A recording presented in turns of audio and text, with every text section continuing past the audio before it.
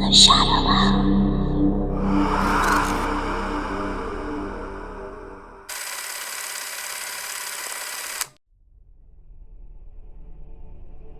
Sometimes I wish I'd listened to my editor about avoiding this assignment. Dated reports of missing women have manifested into grotesque images that have begun plaguing the dark corners of the web. They breathe like nightmares held captive by pixels. And now I find myself stuck in the obscurity of a rural village called Petrova. A place that appears to have been forgotten by time and humanity alike. If you had told me a year ago that I would be sitting in a dilapidated plane heading to some inn on the edge of nowhere to try and scavenge for scraps of information about missing women, I would have laughed.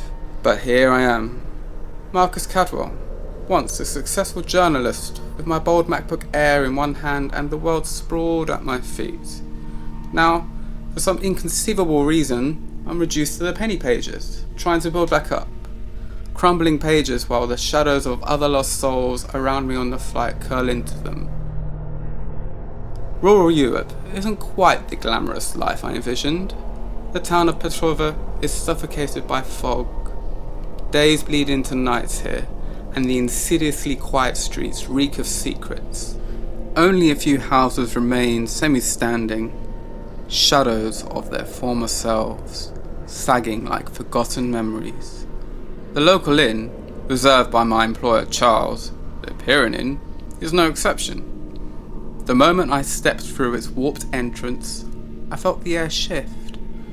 Flickering candles lined the walls, casting ghastly shapes that seemed to wriggle in my periphery. The owner, an old woman with wild, streaming grey hair and dark eyes that sparkled with unspoken warnings, greeted me. "Welcome. I am Madame Yona," the strange old woman croaked. We exchanged pleasantries and I shared my purpose for being in town. What a fool I was. When I mentioned the girls whose corpses had begun surfacing on the dark web, the smile vanished like a candle snuffed out by the wind. For just a second, her eyes widened, fear creeping into the lines of her face. But she caught herself quickly, transforming her expression into something neutral, a mask expertly crafted. Before I could finish signing into the guest log using my James Harfield alias, Madame Yona spoke. "There's one rule," she said, her voice turning gravelly, each word carried by an unseen force. "You must not enter nor disturb the grand suite at the end of the hall. It's reserved for long-term guests. No need to fret. You'll be comfortable in the room right next door. I have a distinct feeling you'll need it," she had said with the oddest half-smile, as I recall. A strange warning, even for this ghostly establishment. The strange weight of her words hovered in the air, but I shrugged it off. I was exhausted and needed a bed. Regardless of the eeriness that surrounded the inn, my room, in stark contrast to the woman's unsettling demeanour, was small and dim. It only featured a dust-ridden window overlooking the now darkened trees, a small gas lamp accompanied by a small wood stool in place of a nightstand, and a small cot that appeared to have went through every war. There was also no form of other modern technology in sight, meaning no wall socket in sight. However, there was a door, a small door, locked, connecting me to the grand suite. I assumed the old bat had charged me full price to stay in some sort of servant's quarters in order to get the most out of me, especially since I seemed to be the only other guest here. I managed to sleep for a few hours last night, despite the persistent symphony of strange sounds that seeped through the thin walls. The haunting shrieks, clawing, and the weeping that filled the gaps of my restless dreams. Each disturbance in the night turned to dread, feeding the ghosts that linger over this forsaken place. Not to mention the trees outside that seemed to be embroiled in a constant battle against the howling winds. The strange events continued. Last night, just as I had settled into a fitful sleep, I heard the unmistakable sound of a door creaking open. My heart raced as I peered through the grimy keyhole of the room next to me. The grand suite. But what lay beyond was not an enticing curiosity. It was a haunting void, alive with a pulsing red light. What could be in that room to cause such terror? The light flickered like a dying star, an angry red glaring back at me. I couldn't help but shiver at the sight. Further sounds trickled down the hall. Whatever had escaped from that room was swift and restless. It darted past my door, a black shadow amid the dancing candlelight. This morning, a glimpse of nervy excitement coursed through me. While I sipped my instant coffee at the peeling table in the lobby, I inquired about the grand suite. Iona's eyes darkened, a shadow passing over her aged visage. It was fleeting, gone within a breath, but it told me what I needed to know. There was something or someone deeply wrong behind that door. Despite my best attempts to blend in, the locals regard me with a mixture of suspicion and dread. Perhaps, as a journalist, I thought fear was nothing new to me, but nothing could have prepared me for the emptiness that lingered in the eyes of those villagers. They share furtive glances as I roam the cobblestone streets, murmuring to one another in hushed tones. What are they afraid of? The question gnaws at me. I am here to uncover the truth about the missing women, those whose silhouettes have been reduced to pixels on the dark web, their images shrouded in horror. In the dim light of the village pub, I stared down at my drink, listening to the whispered rumours of strange occurrences. The barman, a balding man with haunted eyes, refused to meet my gaze as he begrudgingly shared snippets of his knowledge. "Best keep your nose out of it, boy," he had said. "Curiosity kills the cat." The next day, I managed to speak with a woman named Mira. Her face was pale, her skin practically translucent. "You stepped into something that isn't meant for outsiders," she warned, her voice low. "Leave before it consumes you." I pressed further, sensing a pulse of truth under her fear. "What's happened to the women?" I asked, my heart aching for the countless lives now snuffed out. With a shake of her head, she looked past me, as if the shadows beyond held answers I would do better not to seek. Roaming the village, I walked by old ruined tombstones, when suddenly a gravelly voice jolted me from my frenzy. "You're digging in the wrong place, journalist." I turned, startled, to find an elderly man leaned against a gnarled tree, his earthly smell mingling with the rain-soaked air. His presence was unsettling, not only due to his abrupt appearance from the cemetery, but because he wore that same kind of fear cloaked in his reticence as the villagers. "They might be watching you," he murmured, stepping closer. His breath fanned my cheek, a fetid gust of decay. "The darkness you chase doesn't play fair." I swallowed hard. "What do you mean? Who is watching?" "The women," he whispered, eyes narrowing, trembling with age or something more sinister. "Once they've settled the score with you, it's too late. You'll end up like the others, lost like whispers in the wind." I'm gravely aware that every answer is mere bait, and I am the gullible moth drawn too closely to the fire. The villagers now watch me with dread, their fear morphing to pity. Beneath the fog of mystery lies something sinister. My instincts scream for me to leave. But this was once my life, the thrill of the chase. I've uncovered enough ghastly truths in my flush days. This time, however, I might unearth something beyond my understanding. A horror wrapped in an enigma, revealing not just the fate of the women, but perhaps my own. Of course, curiosity whistled down the walls of my once intact rationality. My investigation had led to 3 missing women in the area, and each had last been seen in Petrova. Now, I couldn't shake the feeling that someone, or something, was hiding in that suite. My suspicions were confirmed when sleep evaded me, tangled in webs of anxiety and morbid curiosity. I had just settled into the moth-eaten bed when a sound, the scrape of wood against stone, caught my attention. My heart thundered in my chest as I stood and edged closer to the door, peering through the narrow crack. What I saw froze my blood. Madame Yona, her frail form hunched over, dragging a large, red-tinged bag across the floor, leading towards the grand suite. The moonlight illuminated the path, revealing a crimson trail behind her. My gut twisted. It was a gruesome sight that stripped the air from my lungs. I had to do something.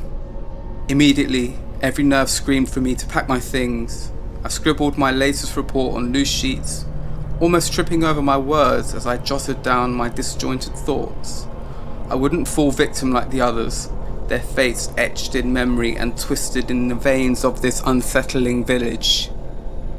As dawn approached, I was a coiled spring, ready to flee the inn, but something kept pulling me back. Before I could hesitate, I approached the front desk, my palms clammy and voice faltering. Madame Yona, can I ask one question?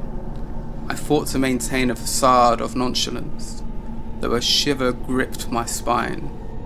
Of course, my dear, she replied, her voice like rusted chains clanging together, a sinister smile curling her cracked lips. I gestured towards the door leading to the room beside mine, painted from floor to ceiling in red, an utterly unnatural hue that seemed to breathe with life. I couldn't help but notice, why is the room next to mine painted in red from ceiling to floor? It looks abandoned. Her gaze was steel, glimmering with something akin to amusement. Oh dear, that's merely artistic expression. An artist rented it a long time ago and has not returned. The colours, they inspire one's imagination.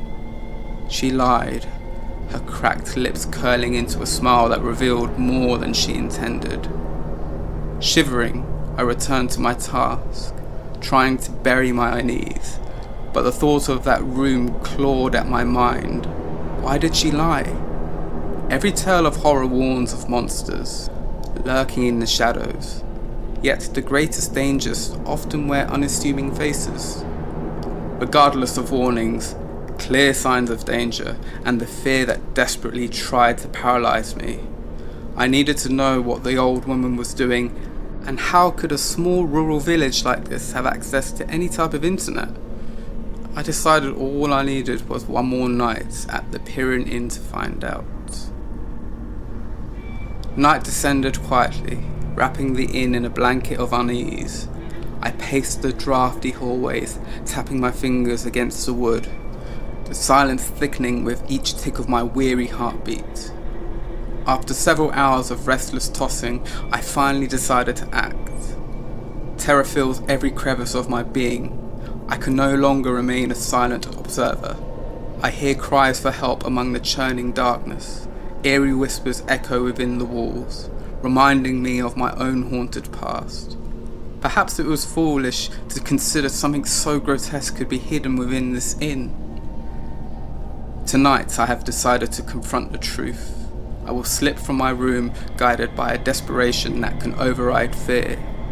Maybe the Grand Suite is less than a haven and more of a prison, holding captive whatever form of horror dwells within. One thing is for certain. There's no escaping the rusted chains of this place.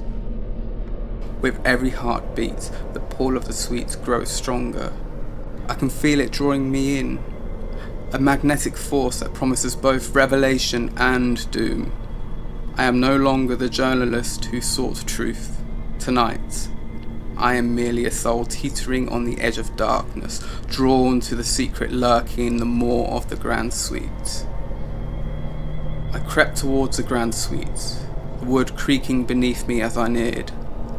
An ethereal glow seeped through the crack beneath the door, beckoning me closer, daring me to look. My heart raced, the thrill of danger igniting what remnants of ambition still clung to me. Before I could second-guess myself, I knocked. Once. Softly. Nothing. Curiosity morphed into desperation as I pushed the door open just a crack. Inside, a figure sat silhouetted against the flickering light. It was a woman. The old woman's voice wove through the darkness. "You shouldn't have come here, Marcus." My breath caught as the realization hit me with an insidious dread. How did she know my real name? I stepped back, crashing into a table, sending a ceramic vase spiraling to the floor. As shards scattered around me, the glimmering figure turned. What I saw made my skin crawl. Her features transformed, drawing out the same haunting sorrow found in the faces I'd seen in the photographs. She opened her mouth to speak, but I stumbled back, my breath hitching. With each step away from the door, it dawned on me.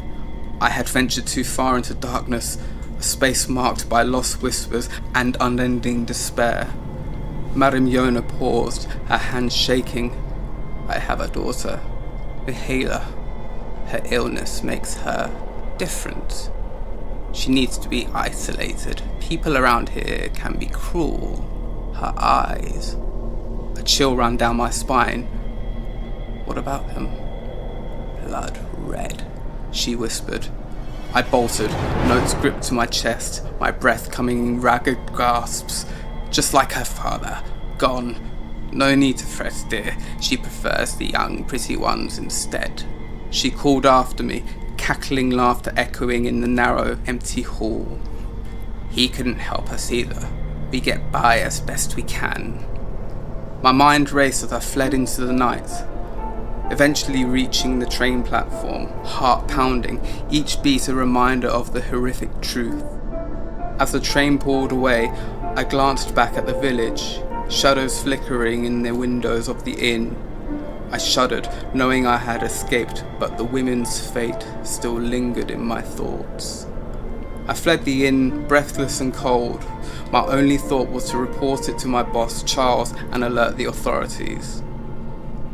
I reached England back by plane as dawn broke, spilling its golden hue over me like a false promise of safety. I recounted everything frantically, pouring out the terrible secrets as if they could cleanse my soul, only to watch Charles and my other superiors' faces fall into masks of demure disbelief. "Well, do you have any proof? Any pictures to prove such a thing?" Charles said, his voice flat and devoid of emotion.